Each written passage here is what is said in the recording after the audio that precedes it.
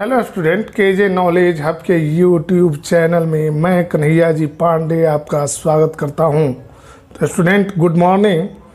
आज हम लोग स्टूडेंट क्लास दसम के वर्ग दसम के पाठ 4 रसायन विज्ञान के पाठ 4 कार्बन तथा इसके यौगिक भारतीय भवन पुस्तक से जो लघुत्तरीय प्रश्न हैं उसके भाग 1 में पहले प्रश्न को देखते हैं। स्टूडेंट, हमारा आज का पहला प्रश्न है श्रृंखलन गुण क्या होते हैं। तो कार्बन के परमाणु सहसंयोजक बंधन के द्वारा आपस में संयोग करके श्रृंखला, सीधी श्रृंखला या शाखित श्रृंखला या चक्रीय श्रृंखला बनाने की प्रवृत्ति रखते हैं। इस गुण को कार्बन का जो है श्रृंखलन गुण कहा जाता है। तो देखते हैं, कार्बन के परमाणु सहसंयोजक बंधन के द्वारा आपस में संयोग करके सीधी श्रृंखला, शाखित श्रृंखला या चक्रीय श्रृंखला बनाने की प्रवृत्ति रखते हैं। कार्बन के इस गुण को श्रृंखलन गुण कहते हैं। स्टूडेंट, हमारा दूसरा सवाल है एलिफैटिक यौगिक क्या है। वैसे इसका आंसर होगा वैसे कार्बनिक यौगिक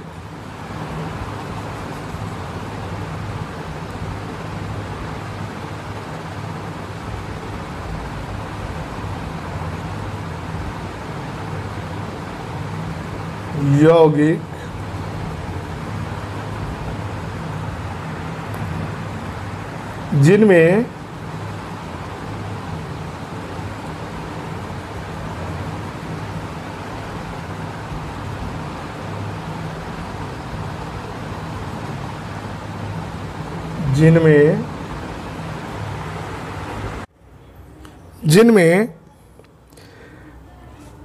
कार्बन के सभी परमाणु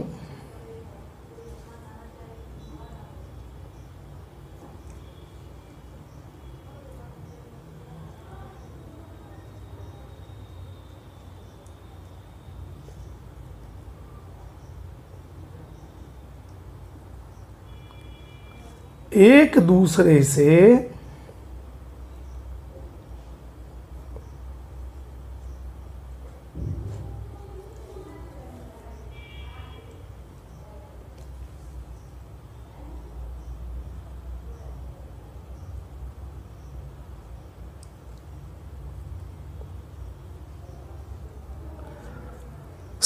खुली श्रृंखला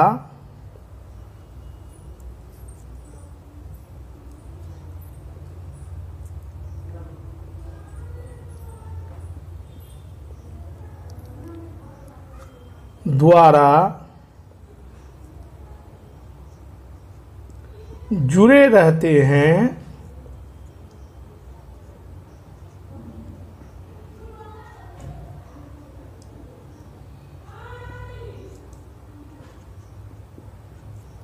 एलिफैटिक या एसाइक्लिक, एलिफैटिक या एसाइक्लिक यौगिक कहलाते हैं।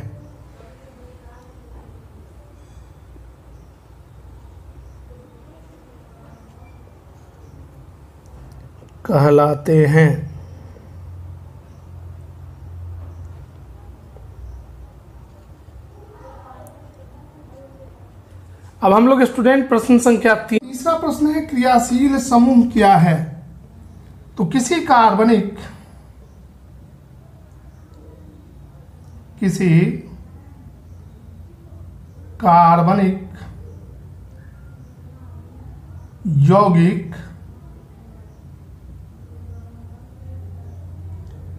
यौगिक में उपस्थित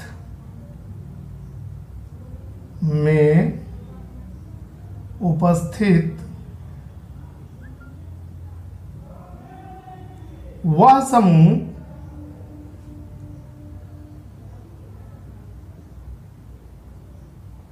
जिस पर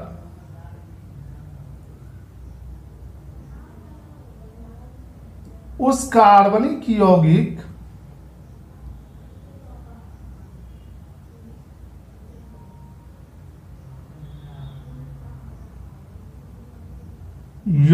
का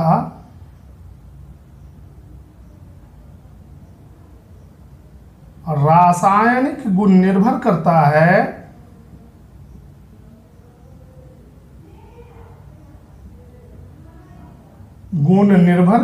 है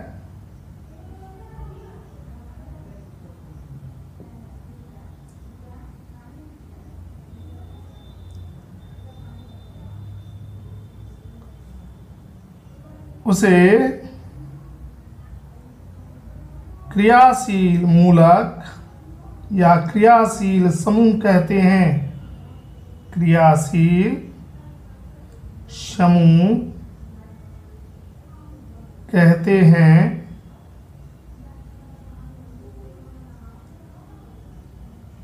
जैसे OH अल्कोहल का क्रियाशील मूलक है। O जो है ईथर का क्रियाशील मूलक है। CHO जो है एल्डिहाइड का क्रियाशील मूलक है। COOH जो है कार्बोक्सिलिक एसिड का क्रियाशील मूलक है, इत्यादि। अब स्टूडेंट हम लोग प्रश्न संख्या 4 को देखेंगे। प्रश्न संख्या 4 को देखते हैं। अकार्बनिक यौगिकों की अपेक्षा कार्बनिक यौगिकों की संख्या अधिक है, क्यों? क्योंकि कार्बन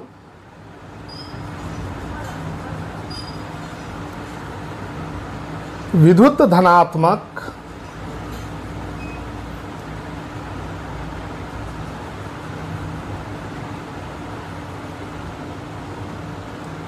एवं विद्युत ऋणात्मक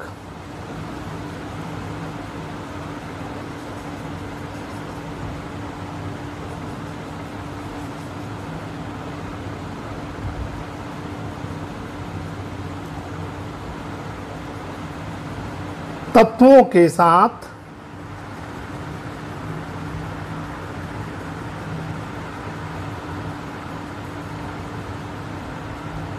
संयोग करके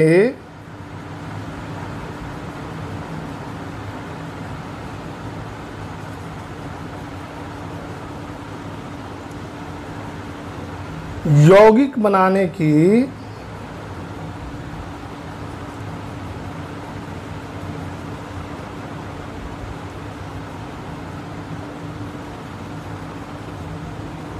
प्रवृत्ति रखता है।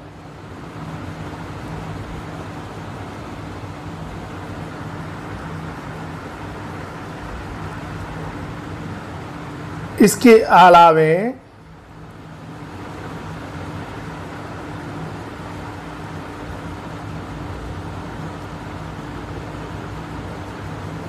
कार्बन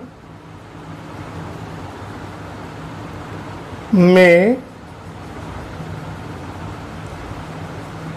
श्रृंखला बनाने की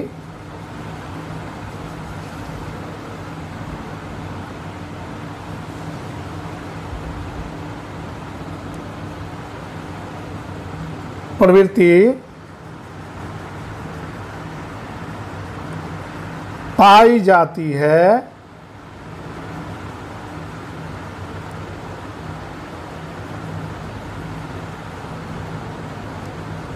जिसके कारण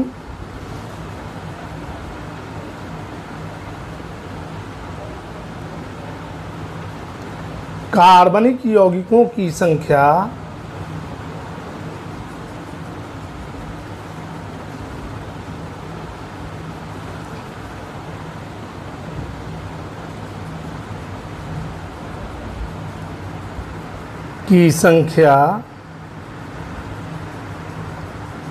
अधिक है।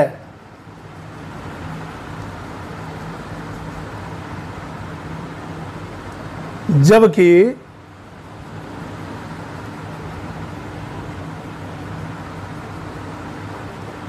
अन्य तत्वों में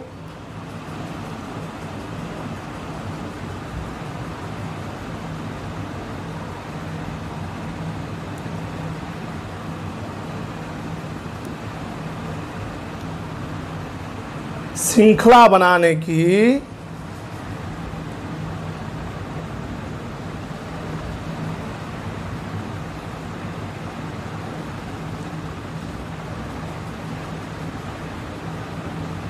क्षमता बहुत कम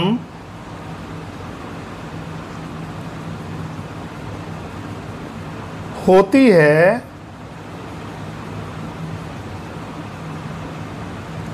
जिसके कारण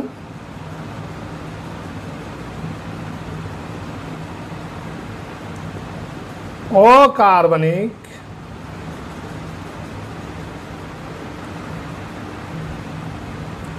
यौगिकों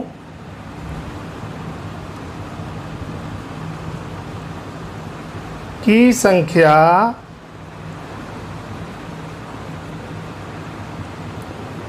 कम है।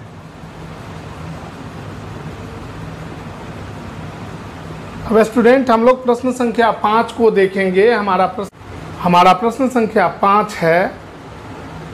देखते हैं प्रश्न संख्या 5 है, कार्बनिक एवं अकार्बनिक यौगिकों में मुख्य भेद बताएं। तो कार्बनिक एवं अकार्बनिक यौगिकों में मुख्य भेद निम्नलिखित है। एक तरफ है कार्बनिक यौगिक, ये उच्च ताप पर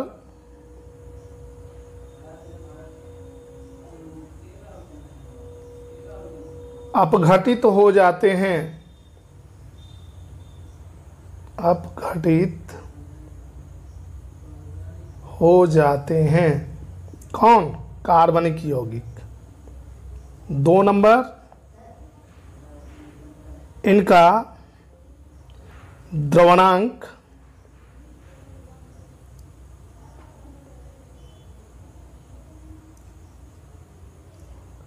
एवं क्वथनांक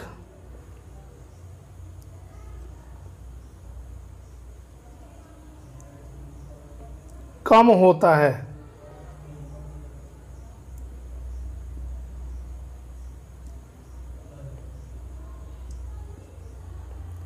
तीसरा,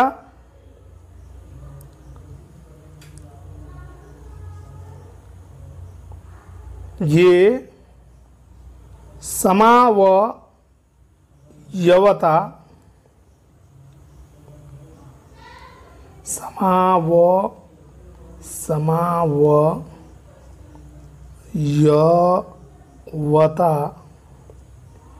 के गुण को प्रदर्शित करते हैं।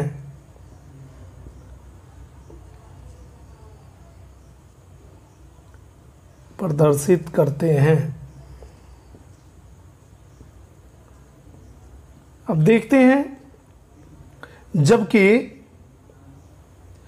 अकार्बनिक यौगिक ये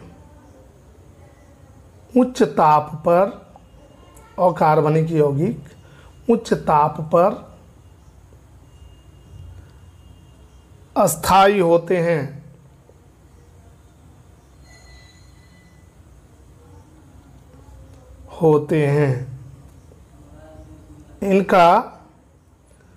जबकि इनका द्रवणांक एवं क्वथनांक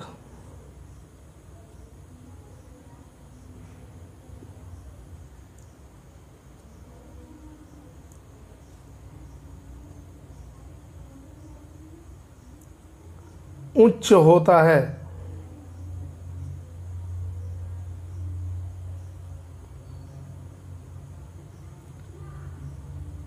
और तीसरा, इनमें जबकि इनमें समावयवता आइसोमेरिज्म का गुण कम पाया जाता है।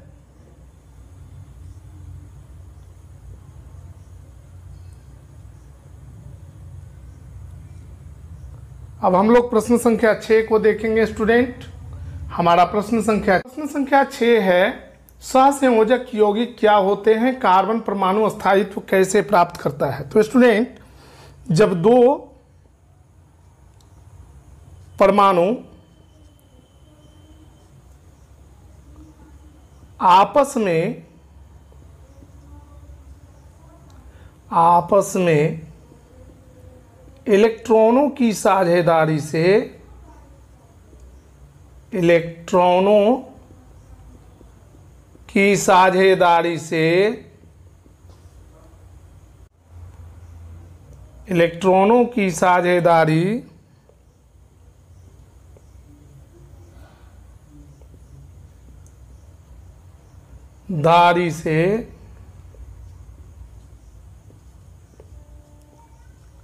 बंधन का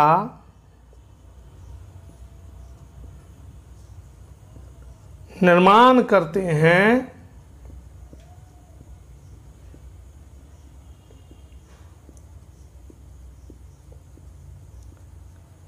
तो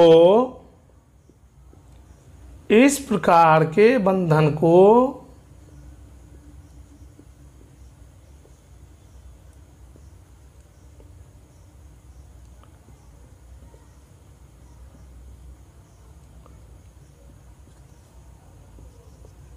सहसंयोजक बंधन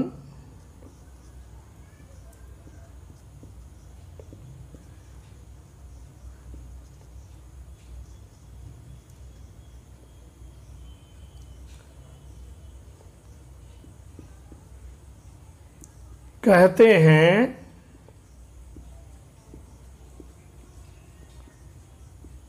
तथा इस प्रकार बने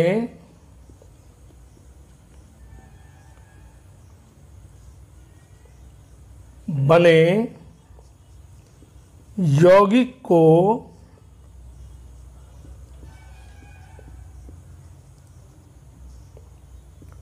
सहसंयोजक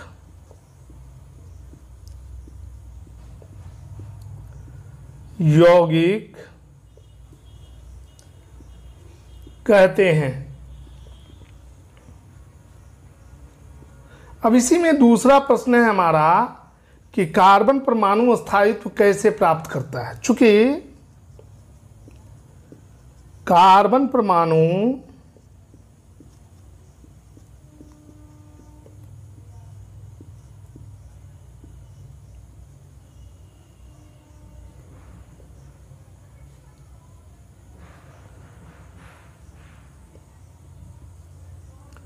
की बाह्यतम कक्षा में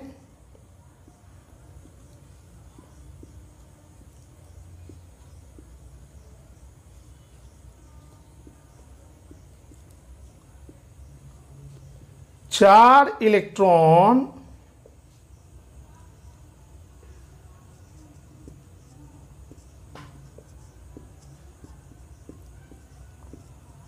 होते हैं,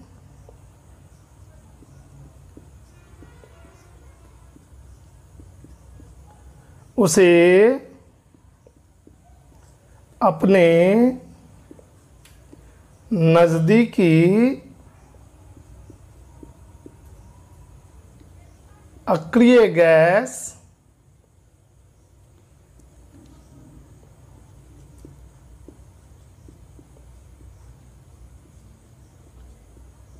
नियॉन जैसी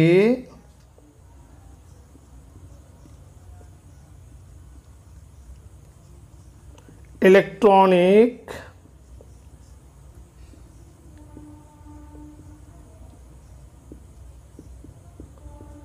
विन्यास प्राप्त करने के लिए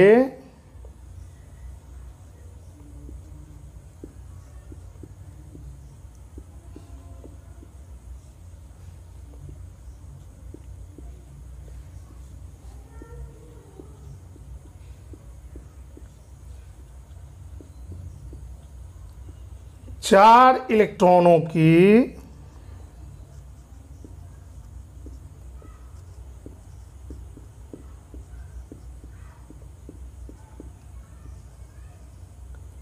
आवश्यकता होती है।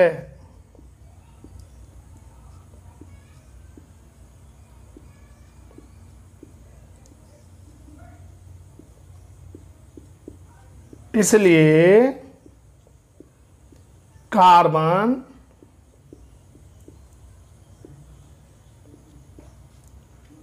परमाणु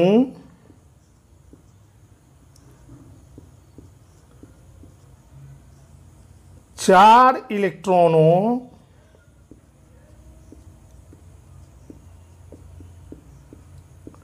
की साझेदारी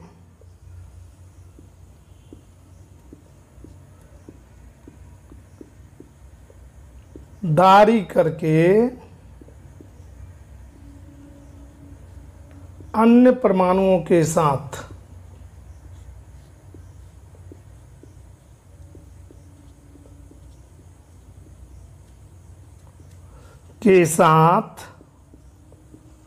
करके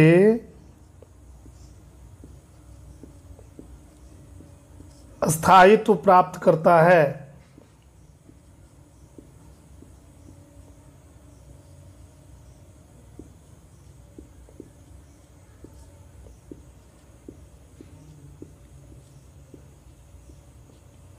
अब हम लोग प्रश्न संख्या 7 को देखेंगे स्टूडेंट।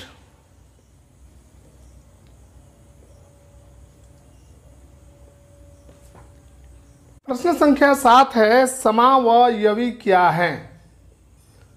तो देखते हैं। वैसे कार्बनिक यौगिक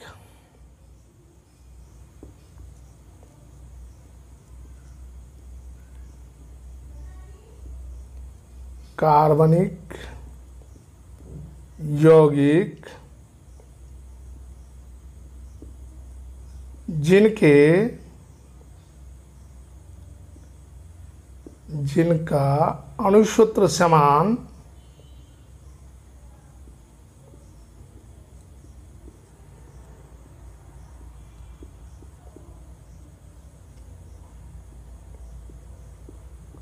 तथा संरचना सूत्र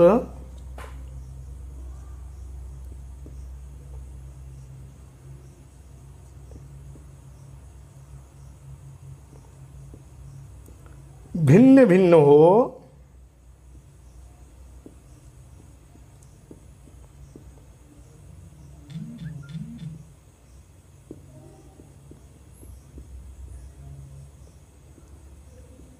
समावयवी कहलाते हैं।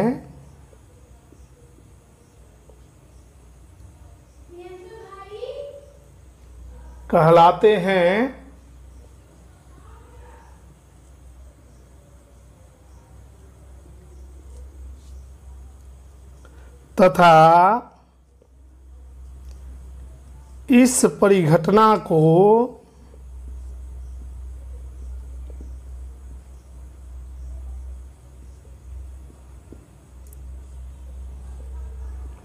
समावयवता कहते हैं।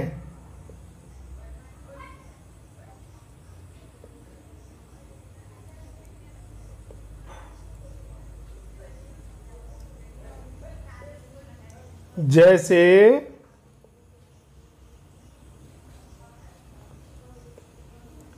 C2H6O के दो समावयवी हैं।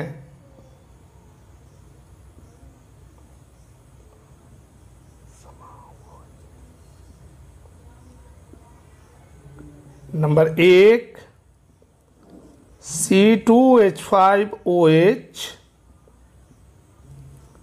और नंबर 2 CH3OCH3। इसको डाईमिथाइल ईथर कहा जाता है, इसको एथेनॉल कहा जाता है। तो स्टूडेंट, आज का वीडियो हम यहीं समाप्त करते हैं। हमारे अगले वीडियो में